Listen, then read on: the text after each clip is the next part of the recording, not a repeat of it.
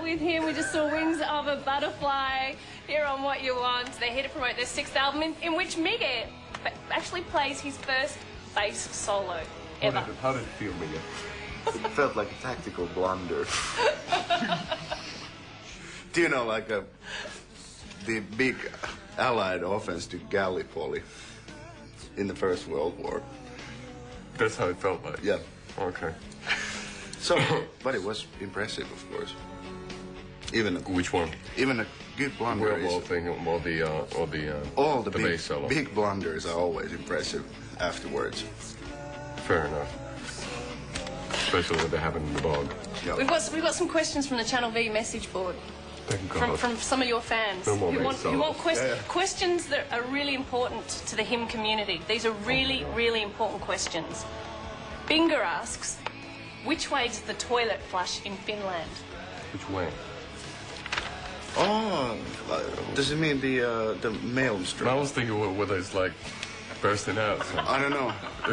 But definitely if you take a look at the excrement, I would say it goes clockwise. But that's what you wanted to know, well, for Christ's sake. Don't ask if you don't want to know. No, you can't tell it just by the water. You have to look at the object in the water. These need to be asked. That's a fascinating question. I haven't speculated upon that. I think so. Well, to be... When I was vomiting blood. Which way did it twirl when you vomited on the, And did it go a pink colour? But that was in Los Angeles, so... Right, all right. No, I must break the myth. It's a myth. All right. They all swirl. Okay. In the same direction. I can't remember which it is, though. Thank you very much. I'm so glad we've got that answered. Yep. Evil Monkey from the Hills in Sydney wants to know, what do you do when said toilet freezes over? Because it's so cold in Finland, right? Surely the toilets must freeze. I think that's like a philosophical question more than actual. So obviously the toilets don't actually freeze. And I bet he knows it too, so he wants some kind of a philosophical impact on your toilet behavior. Well, like some kind of like Big Lebowski type of one-liner. Yeah. Like welcome to the world of pain. No, enter the world of pain. Oh, enter. Sorry. Enter the world of pain. So, we shall return to this question after I've finished my Rites of Luna. All right, then. Sounds like a plan. Are you a fan of any Australian musicians or bands? And that's from Sophie Loves It. Sophie. Well, Sophie. Oh, there was we didn't go to the statue of Bon Scott. Bon Scott. Which they have erected in the city of Perth we just left. But that was because of jet lag. Well, it's tough to say also, so I guess the Young Brothers, they were originally born in England. Were they now? That's what I understood, so it's kind of like, I don't know. Yeah, I always thought it was an Scottish band. Oh, they're Scottish? No, Young, Angus Young, yeah, they're Scottish, yeah, you're okay, right. Malcolm and Angus, or whatever, so on. That's basically the big, AC/DC, that's the big band. Because you're a big AC/DC fan, aren't you? Well, who isn't? Yeah. If somebody starts, the basic gospel, the hymn, which every aspiring musician should know is a long way to the top if you want to rock and roll. So they're great albums. They work in tour buses beautifully, and they work when you're hungover. They work when you're sober. They work when you're out of your mind. So it's a beautiful band. Is a Wolf Mother also band? They're from here. They're very nice. Big favourites. Well, I Silverchair, they're from here as well. Yep. But they haven't done anything in a while. Oh, no, they're... Not at least across the pond. Well, maybe across the pond here. They've gone to #1 with their latest record, which was released late last year. Oh, really? I still haven't heard that one. Okay. Neon Ballroom, I think it's called. Neon Ballroom? No, it's not. What is it? No, that was the one before. No, you're right. I can't remember. God. Straight lines. It's got straight lines on it anyway. While you're in Melbourne, go to AC/DC Lane, which is a street that's been renamed in honour of AC/DC. Well, what's there? Is there a lot of like AC/DC stuff? Absolutely. There's graffiti and everything, all sorts. You've got to get your photo taken in AC/DC Lane. Come on. Goes without saying. How long is the street? It's a lane. It's a lane. There's a rock bar on it. So basically, you're like. You're trying to figure out whether you're going to go there, based on the length of the lane. Well, I want to know if it's far from the hotel. Oh, if it's worth going. If there is enough AC/DC coverage.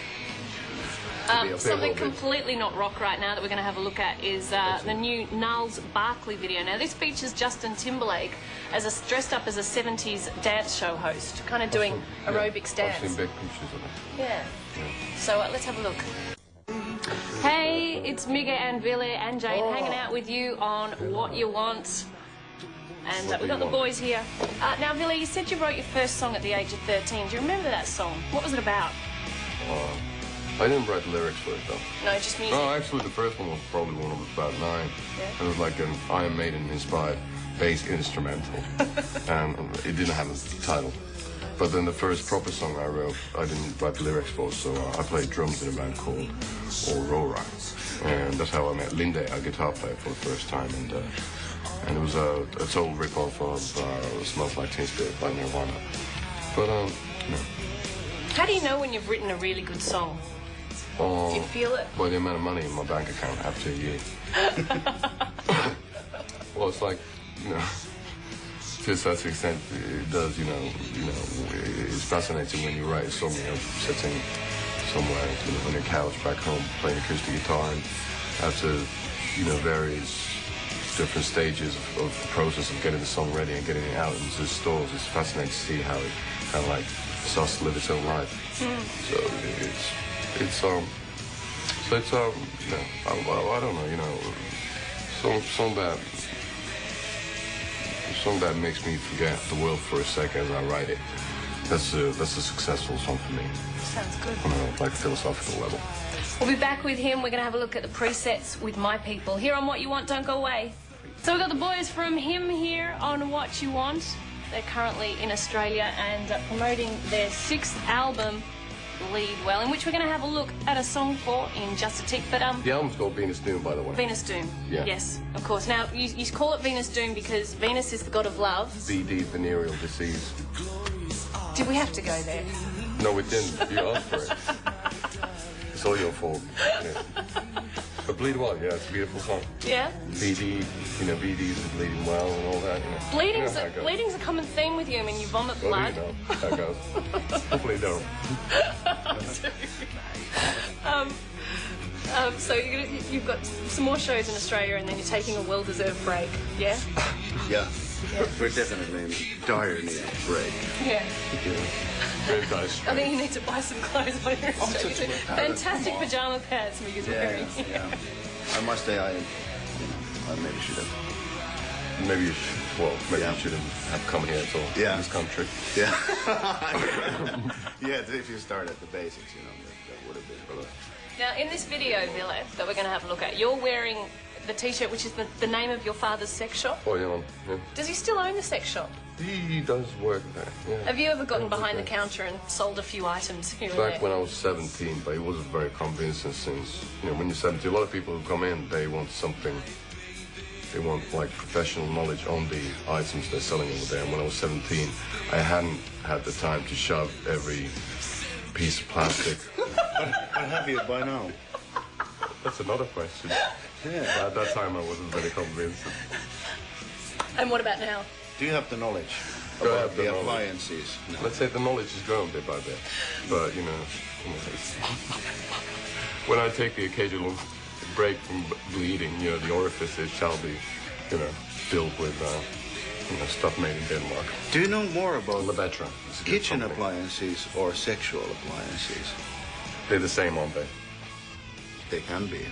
Exactly. A blender. Indeed, a tactical blender. Oh, yeah. You blend your tactical spots. Well, that didn't make any sense.